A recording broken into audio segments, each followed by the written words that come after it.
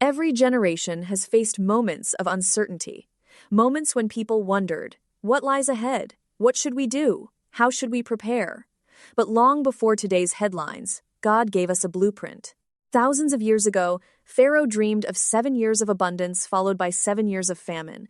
God revealed the future through Joseph. Joseph did not ignore the warning. He did not panic. He prepared. During the years of plenty, he gathered food. He stored grain. He planned ahead. And when famine came, God used that preparation to save countless lives.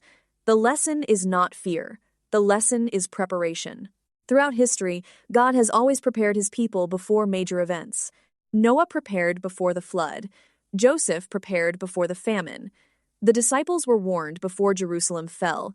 And God is still calling his people to prepare today, not with anxiety, not with panic, but with wisdom, faith, and obedience. The most important preparation is spiritual, a relationship with Jesus Christ, a heart surrendered to God, a life built upon faith rather than fear, because the future belongs to those who trust him.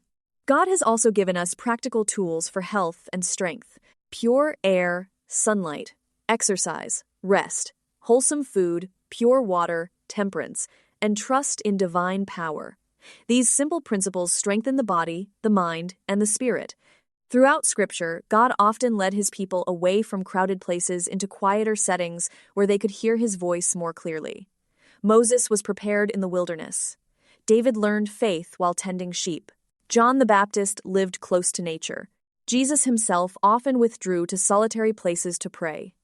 Country living is not about isolation. It is about simplicity, stewardship, peace, and dependence upon God.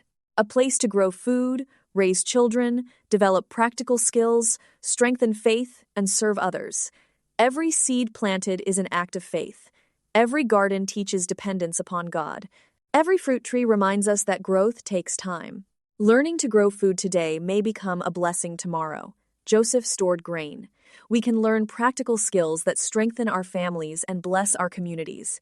Yet Joseph's greatest preparation was not grain. It was character.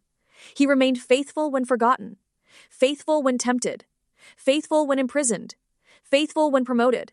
The crisis simply revealed what God had already built within him. The world may become increasingly uncertain, but God's people do not need to live in fear. The same God who guided Joseph still guides his children today.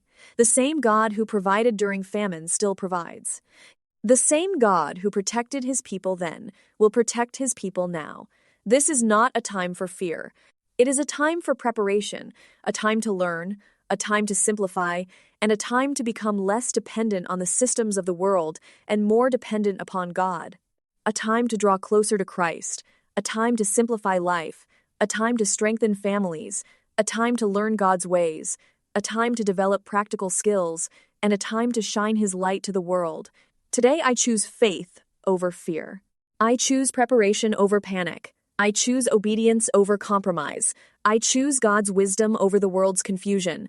I choose to trust the Lord with all my heart. God will guide me. God will provide for me. God will strengthen me. God will use me to bless others.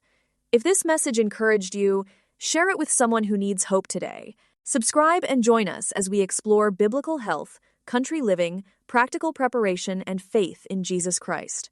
Together, we can shine his light in a world that desperately needs hope. Together, let us prepare spiritually, physically, and practically while pointing others to Jesus Christ. And they that be wise shall shine as the brightness of the firmament, and they that turn many to righteousness as the stars forever and ever.